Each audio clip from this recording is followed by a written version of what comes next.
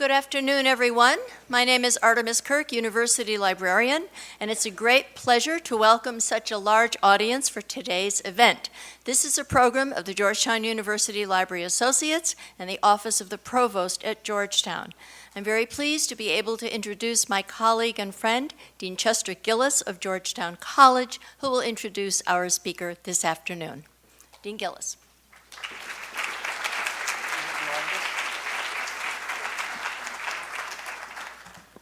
Thank you, Artemis, and welcome, everyone. Though for Georgetown folks, she needs no introduction, this introduction is for guests who may not know her well. Deborah Tannen, who holds the highest rank, university professor, has been a member of the Linguistics Department faculty at Georgetown since 1979. Her 25 books have addressed such topics as interactional sociolinguistics, conversational interaction, cross-cultural communication, frames theory, conversational versus literary discourse, gender and language, and new media discourse. She has published scores of scholarly articles as well as scholarly books. She has been the McGraw Distinguished Lecturer at Princeton University and has been twice a fellow at the Center for Advanced Study in Behavioral Sciences at Stanford. And she has been awarded 5 honorary doctorates. Deborah is best known as the author of You Just Don't Understand, Women and Men in Conversation, which was on the New York Times bestseller list for nearly 4 years, including 8 months as number 1, and has been translated into 31 languages. Her book, Talking from 9 to 5, Women and Men at Work, was a New York Times business bestseller. Her recent books, You Are Always Mom's Favorite, Sisters in Conversation Throughout Their Lives, and You're Wearing That, Understanding Mothers and Daughters in Conversation, were also New York Times bestsellers. All of that is important and impressive, but I want to speak about her citizenship at Georgetown. For famous professors like Deborah, there's a temptation to use their home-based university simply as a locus of credibility in the academy. Deborah is cut out of a different cloth. With her credentials, she could work at any university in the country, and she has chosen to remain at Georgetown for her entire career, and we are the richer for it. She loves Georgetown, her students, her colleagues, even I have found administrators. I cannot name the number of events that I have attended in my deanship, only to look around the room and see Deborah in the audience. From lectures to plays, she is part of the fabric of Georgetown. When her department interviews candidates for positions, I regularly get an email from her assessing their strengths and weaknesses. When the College Board of Advisors met last year on campus, she agreed to be the speaker at their dinner and wowed them, leaving them wanting for more. Subsequently, I sent each of them a copy of her book, You Just Don't Understand. 2 weeks ago, she sent me a copy of the book she will discuss today. You're the Only One I Can Tell, Inside the Language of Women's Friendships, and I read it in 2 days. Just released, it is already number 1 on the pre-release of Amazon's rankings. In fact, today is the release day for the book. I got an advance copy. After reading the book, I now know that if I were a woman, I would be one of Deborah's best friends.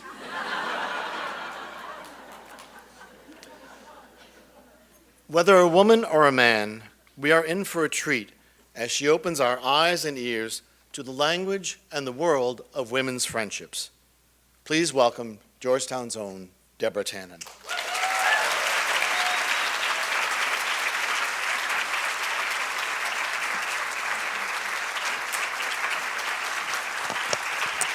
Wow. God, I don't even have to talk. Thank you so much. And I feel like saying thank you to Georgetown, certainly to Artemis and Library Associates, the Provost's Office, and Provost Groves, and all of you for coming. And this book is about friendship, and I see so many friends in the audience, and it is really heartwarming to see you all. Thank you all for coming. And yeah, this is really exciting. Today is the day, May 2nd, that the book is published. The book is about women's friendships. I'm going to be saying things about women and sometimes women and men. So I want to say right at the start, and if you've been in my class, you've heard me say this, nothing is true of all women and men. We have many other influences on our style in addition to gender. I have written about many of them, what part of the country you come from, class background, ethnic background, sexual orientation, kind of work that you do, where you are in the sibling hierarchy, something I've written a whole book about, many, many influences on our style other than gender. However, there are patterns that do tend to reflect gender. But it's not going to be 100% versus 0%. If we had a finding that was 100% versus 0%, we wouldn't talk about it because it would be self-evident. A finding of 60% versus 40% is considered a strong finding. I interviewed slightly over 80 girls and women, ages ranging from 9 to 97. Whole century. And the patterns that I'm going to talk about today are drawn from those interviews. And they are also drawn from examples that I have gotten from my students. And I know many of my students are here in the audience. All the books that I've written, I use examples from students. So I want to say very clearly how I go about getting permission, because it really could seem like I'm taking advantage of my power, the power of my position as a professor to force students to give me their examples and give me permission. And this is how I have come to the method, the system that I've developed. As part of the classes, many of the classes that I teach, students write what I call field notes. That means they observe their own interactions, bring in the examples. I see a lot of nods because you've done this. Bring in the examples and analyze them in terms of the research theories and methods that we've discussed in class. If there is one that I find of particular interest that I think I might someday want to use either in a book or in a lecture, and of course most of them I don't, but something that I want to consider for that, what I do is make a copy, and when I return it to the student with my grade and my comments, I give them the copy. If it's okay with them for me to use it, they give me the copy back. If they would rather I not use it, they don't give me the copy back. And I always assure them with total honesty, my memory is terrible, and I will not remember that I had been interested in their field note and they did not give me permission. But that permission is only the beginning. If eventually I do want to use something from that example, I will contact the students, show them exactly what I've written in the context in which it's going to appear. And I ask, is it okay to use it? At that point, they may say, I changed my mind, fine, it's out. If they say it's okay to use it, I ask, did I get it right? Is there anything I should change for privacy, for accuracy, for whatever reason? And if they say yes, I change it, and we go back and forth until we both agree this is accurate and okay to use. So I want to say that not just in the spirit of IRB, but just in the spirit of ethics.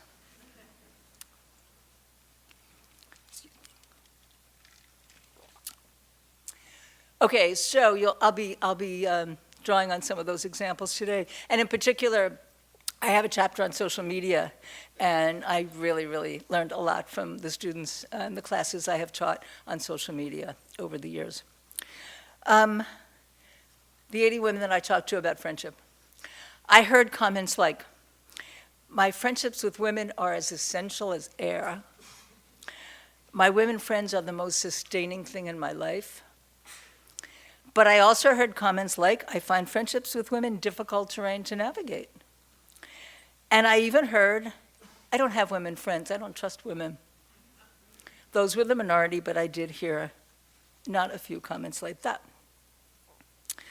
When I wrote the book about mothers and daughters, you were in that, I concluded, I saw that relationships between mothers and daughters can be as passionate, as complicated, as intense as romantic relationships. And the same is true of relationships between women friends.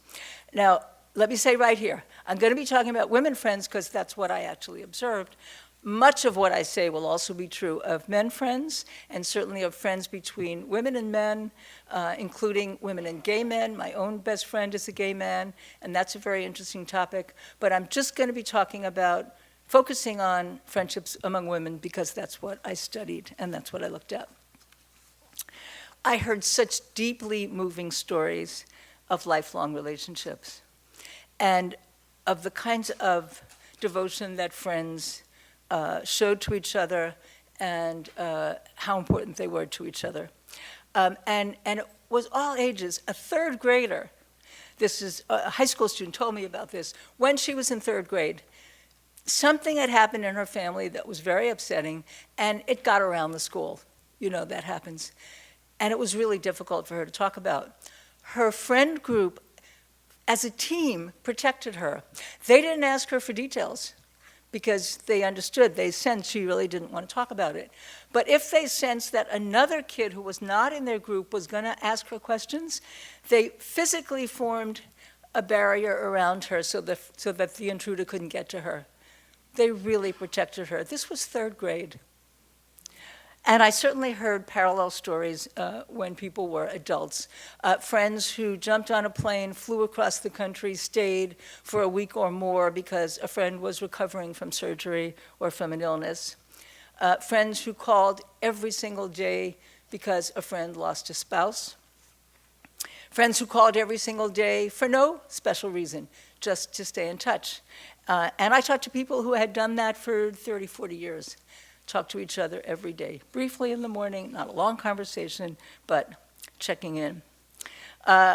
One woman made this comment that I thought was kind of emblematic of the kind of devotion friends could have. She said, if a friend called at 3 in the morning and said, I need bail, I'd say, okay, can I come in my nightie? I'll be right there. And above all, I heard about friends who were available to talk. And this is something that research, not just my own, has shown does tend to distinguish friendships among women and friendships among men, that friendships among women are based on talk. Talk is a huge part of those friendships. Women tend to, and again I'm saying tend to because not everybody does, tend to talk more often, at greater length, and about more personal topics. Now that does also mean you have more opportunity to say the wrong thing. And that is part of why those friendships can sometimes be more complicated. A woman who was telling me how devastating it was that her best friend had passed away, and she said, the worst thing is that I can't call her up and tell her how terrible I feel about her dying.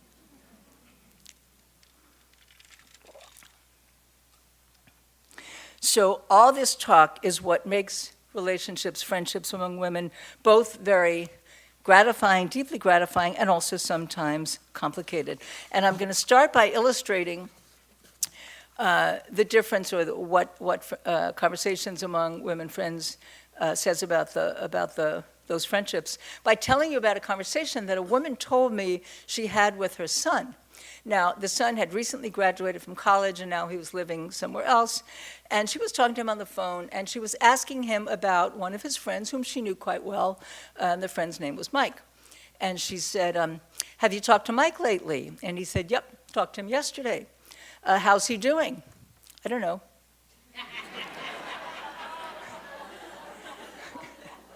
But you just talked to him, didn't he say?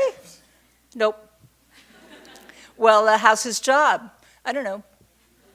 How's his girlfriend? Don't know. Well, what did you talk about? Football. Did you only talk about football? No. Soccer, too. For most close women friends, it would be unthinkable to not know what's going on in your life. This is an obligation, a requirement of friends to keep them up to date on what's going on in your life. And to have a conversation where that didn't come up wouldn't be imaginable. And that explains, this is a conversation that's been reported to me by more than one couple. I think it's quite a common phenomenon. So 2 couples are friends. The women hang out, the men hang out. And one day the wife says to her husband, isn't that terrible that they're getting divorced? Oh, they are? He didn't know. He had played tennis with the husband every week for months, and he said the topic of his marriage really didn't come up. That would be unusual, if not unthinkable, among women friends. I'm going to read you now an excerpt from a field note, the kind of thing that I mentioned students write. And this was a description written by a student a number of years ago. She said, "Saturday night, after a party, a group of us went to Matt's house to hang out before we went home to bed. I and the other girls proceeded to sit down on the couch, and we began talking about the night, what we thought was fun, what we wished had happened, etc. I was in the middle of giving my friend Sarah advice about a boy when all of a sudden the coffee table was pushed out of the way and the guys began to wrestle, throwing each other onto the couch, pushing each other off chairs. It was funny for me to see my big guy friends wrestling as if they were 5 years old. But it also struck me that this is how we chose to relax. The girls began talking, and the guys got up and started fighting. And that is something that we've talked about in class, and that there's lots of research that boys will fight more than girls. Girls will fight, but they fight when they mean it.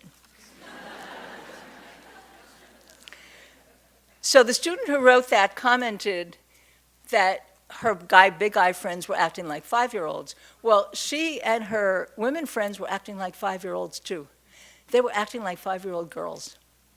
There's lots of research on kids at play that found that typically little girls have best friends. They sit and they talk.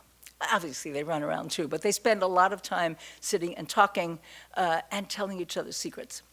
And boys will spend more time in larger groups and playing activities. At the time that You Just Didn't Understand came out, and I was talking a lot about women and men, I frequently said, for girls and women, talk is the glue that holds a relationship together. So let me just give you another anecdote that somebody told me, one of the people that I interviewed, just about the comfort of talk. How does all this talk work in the friendship?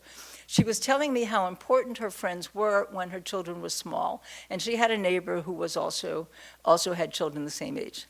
And she said one time, the neighbor called her up, and she was kind of upset because her little boy had dropped a jar of mayonnaise on the kitchen floor, spread the mayonnaise all over the floor, added eggs to it because he was going to make a cake. And she said she just left the mess and came over, and we just drank coffee and commiserated. Now, a lot of people hear that story and say, what happened to the kid? Did she leave him at home?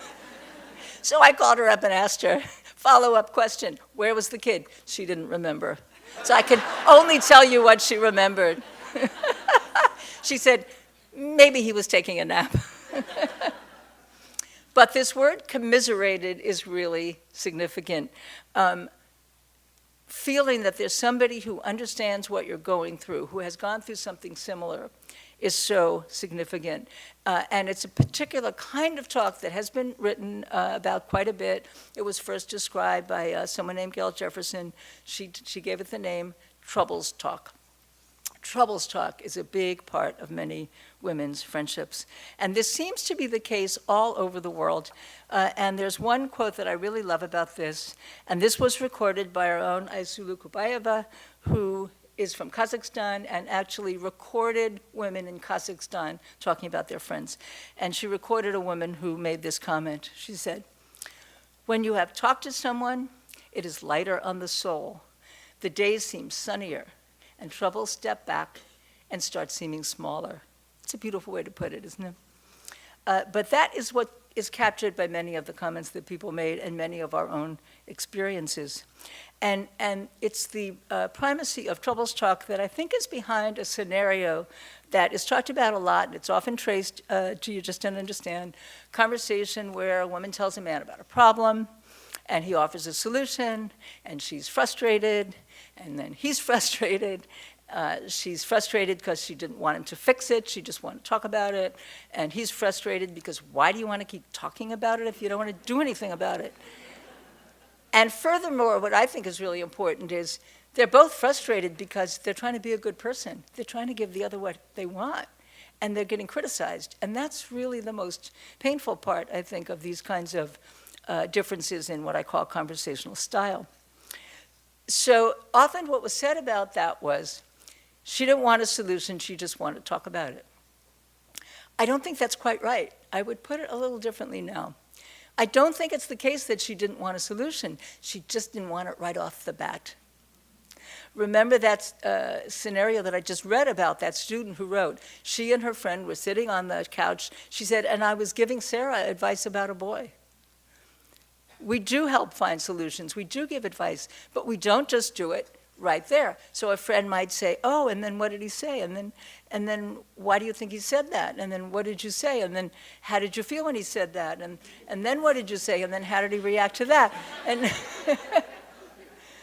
and that talking about it functions in several ways. First of all, she's getting the information she needs to know what advice to give. But also the conversation itself is sending what I sometimes refer to as a meta-message. So the message is the meaning of the words, but the meta-message is what it says about our relationship, that you say these words in this way in this time. And in this case, the fact that the person is interested in your story, helps talk to you about it, wants to know more about it, that sends a meta-message of connection and caring. And so that is what I think is the worst, is the most frustrating thing when she tells the problem and the guy gives her a solution. The solution shuts down the conversation. And starting the conversation was the reason she brought it up. So I think that may be going on more than just the simple thing that you didn't want a solution. Another kind of talk that has a special place in women's friendships and women's conversations is secrets. I have collected pictures from all over the world of two little girls, and they're sitting side by side, and one is whispering in the other's ear. I have never encountered a picture of two little boys, and one is whispering in the other's ear. And if any of you ever encountered such a picture, please send it to me, because I really would love to see it.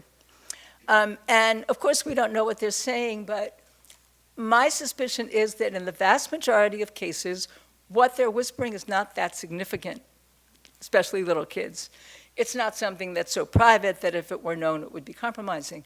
But what's important is, by whispering, you are demonstrating your friendship. Anyone who sees you knows you're friends, and you're reinforcing it by that act of whispering.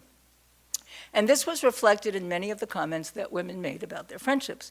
I often ask people, well, what's a close friend? How is that different from other friends? And one woman said, a close friend knows things about me that others don't. And another woman said, if a friend is a true friend, I tell her everything I think and everything I feel. It was kind of in that vein, one woman that I was talking to, at one point in the conversation, she said about a particular friend, she's not that close a friend. I wouldn't tell her about my kids' problems. Elsewhere in the same conversation, she said about another friend, she's not that close a friend. I wouldn't tell her what I had for dinner. And that's very revealing, because conversations among friends are not all about these important things. They're often about the tiny details of everyday life. And it's these end-of-day conversations, again, that often puzzles men when they come from women. And again, every time I say that, I want to say, I know it's not true of all men. I know many men who have those conversations and certainly listen to them. But it is not unusual for a conversation to go like this. The woman says, this is what I did, and this is where I went, and this is who I met, and this is what they said, and that's what it made me think. And how was your day? And he says, fine. Same old rat race. So it's those end-of-day conversations that are also very much part of what creates closeness. And I think, for example, this was actually said to me by a daughter about her mother for the book about mothers and daughters, but she said, who else can I tell I got a good deal on toilet paper? It's someone being interested in the details of your life that sends that meta-message of caring. And it makes you feel less alone as you go through the day.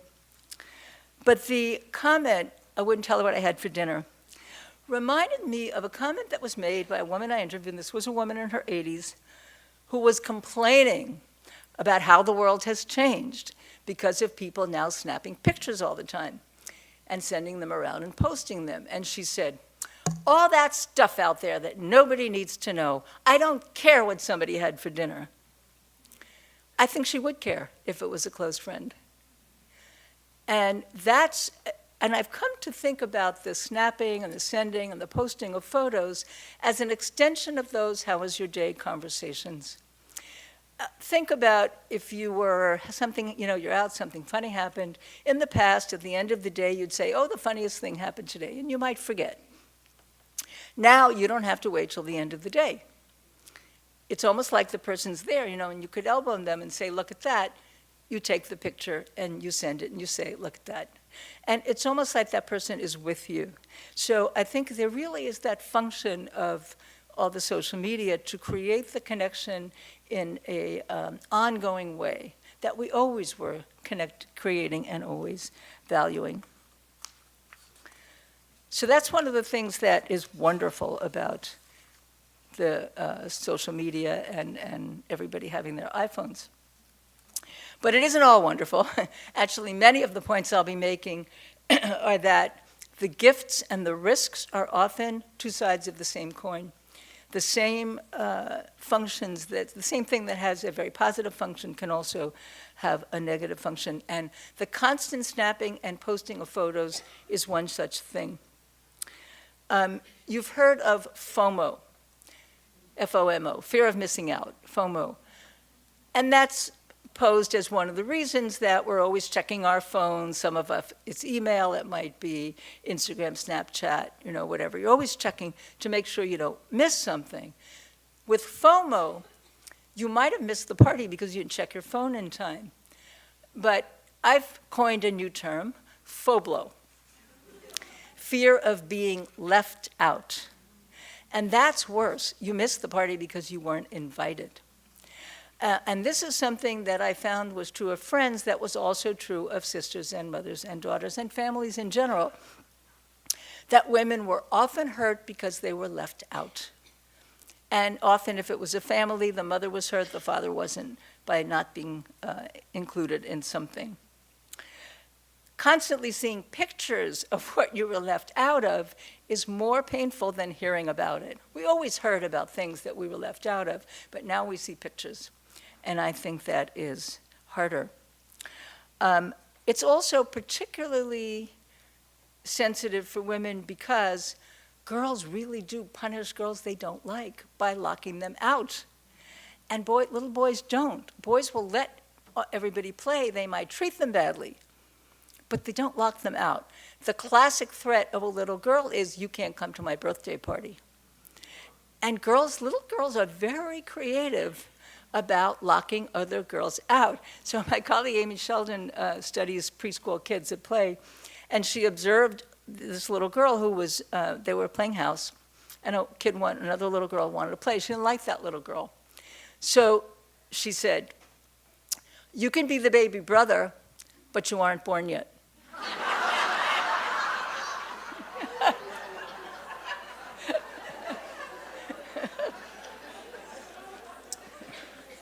She assigned her a non-speaking role, which means she really isn't going to get to play. And then I coined yet another term, FOGCO, fear of getting kicked out.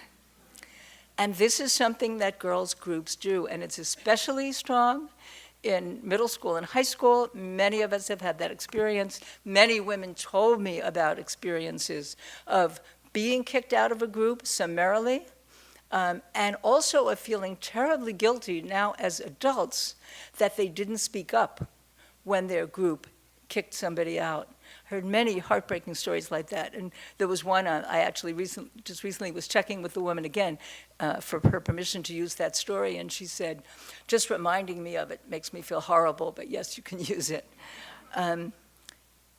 I had that happen to me, and I write quite a bit about what I call cutoffs, and now I'm sometimes referred to as ghosting. When I was in high school, Marlene and Susan and I were inseparable, and it's often threes, I'm not sure why. We were inseparable, we did everything together, we ate lunch together. One day, not explaining any reason, Susan refused to have anything more to do with me. Wouldn't talk to me. Now, Marlene tried to stay friends with both of us, but because she was staying friends with Susan, that meant I was locked out because I couldn't be there if Susan was there. It was shattering, and I know many of you have had similar experiences. And so girls and women's sensitivity to being locked out, to being left out, is based on real experience. The other cause of hurt, and again, it was mothers and daughters, it was sisters, and it certainly was friends. The other cause of being hurt that I heard about very often was not being told something. And this gets back to this role of secrets. It is such a huge part of women's friendships that you tell what's going on in your life, you tell secrets, that not being told is a violation of the friendship, and you feel hurt. I guess we weren't as close friends as I thought we were. Somebody that I interviewed put it this way, again, something that I thought was really a beautiful way to put it. She said, when you tell somebody something personal, it's like saying, here's a little piece of me. It says, I like you. But that leaves open the question, what will she do with that piece of you? She's got it. And it can be repeated, maybe inadvertently, it can be repeated on purpose. And this means the sense that the best thing about your friendships can also be the most scary thing about it. The comfort of a group is the other side of the scary thing about a group. You could get kicked out. The comforting thing about telling something personal is inseparable from the scary thing. It could be used as gossip. And one woman told me that her mother had warned her, be very careful what personal information you give to women who get their hair done every week or play bridge. Because when they run out of things to say about themselves, they'll move on to talking about you.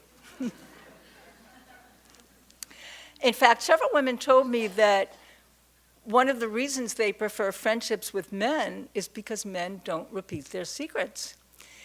And I don't think it's because men are inherently more trustworthy. It's because they have nothing to gain by repeating your secret. Whereas girls and women have a lot to gain. You know, it's quite interesting. It's often said, again, it's often credited to me that boys are competitive, girls are cooperative. And that's, again, something that I would definitely not say anymore. We're all competitive, we're all cooperative, but we do it in different ways. One of the things about which women can be very competitive is who knows what and who knows first. Your status goes up if you knew something personal first. Your status goes down if there's something important about someone who was supposed to be a friend and you didn't know. Maybe you weren't such good friends. The fear of gossip seems to be as universal as the treasuring of troubles talk. And the same Kazakh woman who Aysulu interviewed, elsewhere in the conversation said, I don't share the difficult stories of my life with anyone.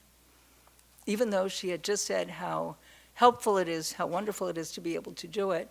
But if you're in a small village, you really have to think about gossip. I want to talk about just one more difference that is very typical of differences between women and men. And that is the use of indirectness. And I'm going to illustrate it by reading two contrasting field notes, both written by students in my class. They both have to do with negotiating with roommates. And I have to say, I have read many, many, many field notes about roommates. That is a big challenge. Here's the one that a woman wrote. On a couple of different occasions last week, I heard my roommates mention that they wanted to have a party on Thursday. I didn't think much of it until Thursday afternoon when I realized I would be up all night writing a paper that was due Friday morning. I didn't want to be the annoying roommate that wouldn't allow a party, but at the same time, I didn't want distractions while I was trying to finish a paper under a deadline. So as I was walking back from class with one of my roommates, I said, so, what are you guys doing tonight? She responded, I'm not sure. we're thinking of having a party. What are you up to? I told her that I had a big paper due on Friday. She responded with, oh, in that case, we definitely won't have a party. I told her it would be fine with me. But she restated that they would not have a party, and that time I didn't resist. I love this example because it works so perfectly. She didn't say you can't have the party, but she made it clear why it would be a problem, and her friend volunteered not to have the party. Robin Lakoff, for people in the field, wrote about this many years ago. Indirectness has two payoffs. First of all, the person doesn't want to go along, they can back off. On the other hand, and you save face, but also you get what you want without demanding it. And girls and women in particular are very reluctant to come across as demanding, for good reason, because other girls and women will be critical of them if they do. But contrast that with this description of a similar problem among young men roommates. I could not help but overhear a brief exchange between my apartment mates this week. I was doing something or other in my room with the door open. One of my apartment mates was in his room with the door closed, cramming for his organic chemistry test the next day. My other two apartment mates were watching the World Series in the common room, passionately yelling at every play. This went on for a while until the one studying opened the door and yelled, "Guys, can you keep it down? I'm studying here." The response was, "No." The one studying followed with a quick, "Go to hell." The conversation concluded with a remark from the common room, "F you," except they didn't say F, they said the word. And with that, the problem was solved.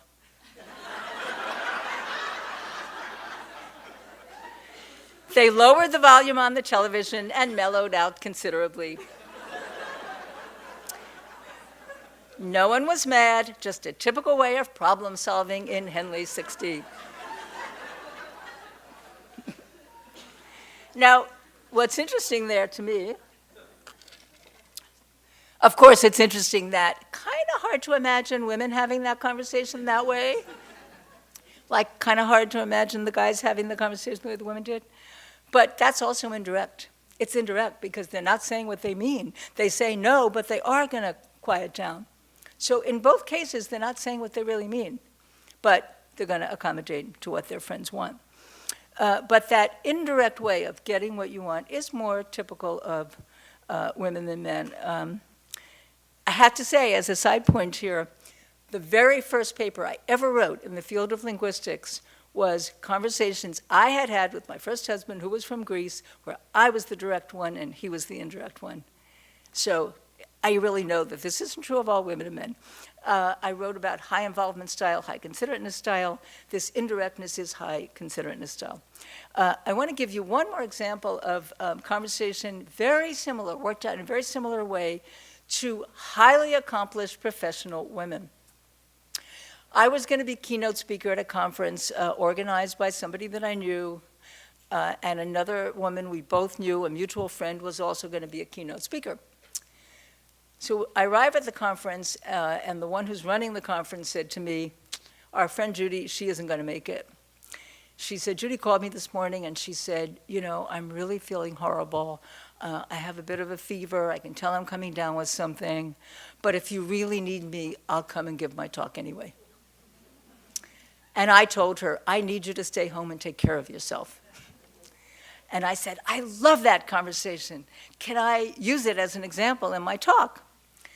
And she said, "Yeah, it was great direct communication." And I love that. It was direct because she got it.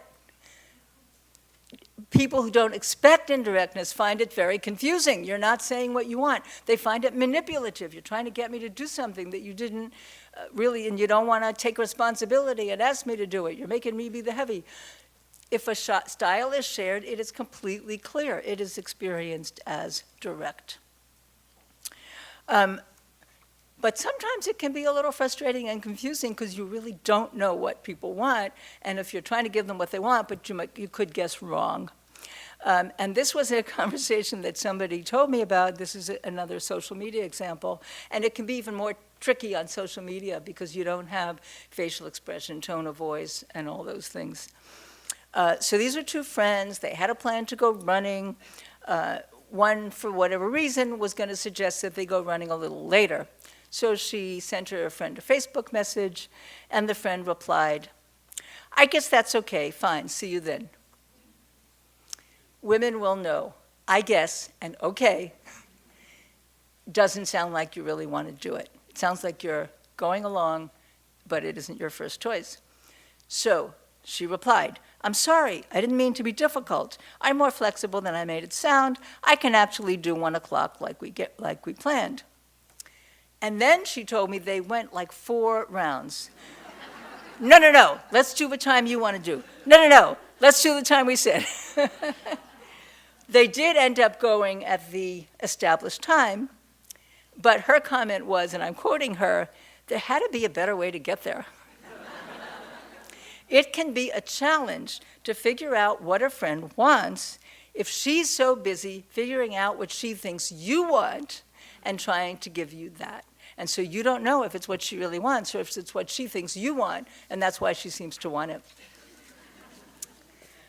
One more aspect of women's conversations that can be both a gift and also a risk. It's, again, almost classic, a conversation among friends. You tell about a problem or something, and then the friend says, "Yeah, the same thing happened to me." And so you feel you're not alone in the world. You feel connected. That's appreciated. But the expectation that you say, "The same thing happened to me," or "I'm the same way," can actually become a requirement that some women told me made them uncomfortable. So one woman said, "My women friends don't let you be different. If she says, 'This is a problem for me,' and I say, 'That's not a problem for me,' she says, 'Stop putting me down.'" Another woman who said that she found friendships with women challenging, she said, "If you express an opinion or a personal choice that's different from theirs, it's taken as criticism or a value judgment." And she was one of, again, not a few, who told me she preferred friendships with men. In fact, she was someone who said her closest friends were gay men. She said, with men, there seems to be an almost expectation that you're going to be different. But that's not acceptable, she found, among women. And girls in particular can be very hard on a girl who's different because she stands out and seems better. And then she can often get labeled. She's a snob, she's stuck up. It's the labels that girls often put on each other. And one last downside to all this talk, it takes a lot of time. In the past, it was long phone conversations or having to meet in person, and now it's the requirement to constantly being checking all the feeds so that you don't miss out on anything, and posting things so that your friends don't feel you're leaving them out of things. So all the things that are wonderful about women's friendships can also have the seeds of what can be challenging. So to sum up now, so my goal in the book is to understand all the ways that women's friendships work. And that means, and I talked a little bit more today about some of the frustrations, but also absolutely figuring out what makes them so wonderful, what makes them so gratifying. And again, the stories that I heard and many stories that I include in the book are so deeply moving. But it's also some of the ways that it can be challenging, and how understanding the role that language plays in some of those frustrations can be very helpful, because it's less upsetting if you can see that the reason for your trouble, first of all, others have similar problems. That's very helpful to know. But also, if you understand what's going on linguistically, you can use language to work it out and try to find another way, either by talking another way or by just talking about it. And sometimes it just helps to know that frustrations may trace to different assumptions, different conversational styles, but it may also just be outside forces. And that, it turns out, is what happened with my friend Susan in high school.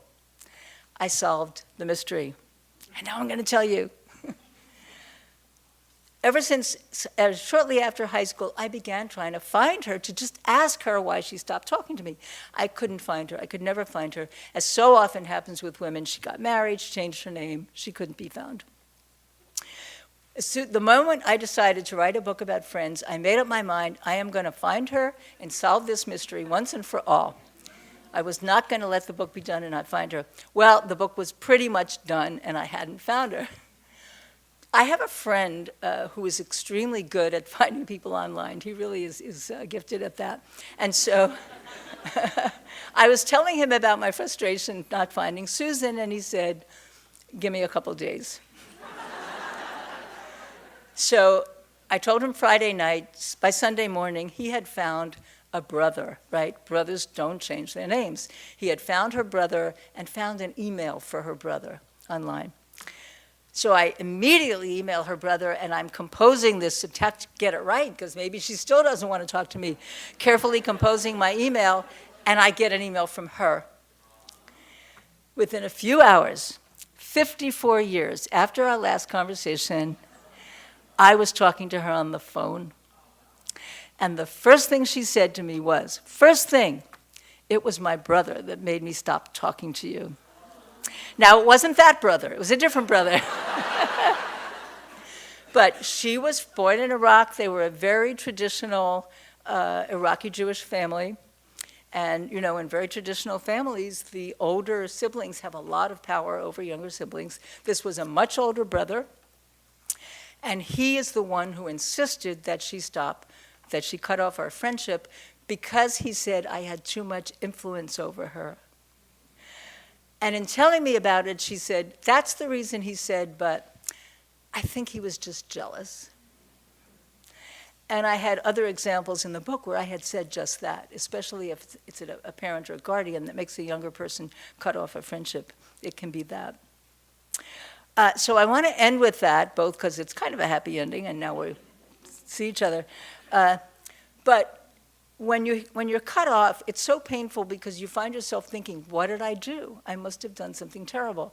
And we all have this feeling that we're fatally flawed, which is not good enough. And I think that plays into that. So one of the wonderful things about realizing it could be conversational style is you get away from that.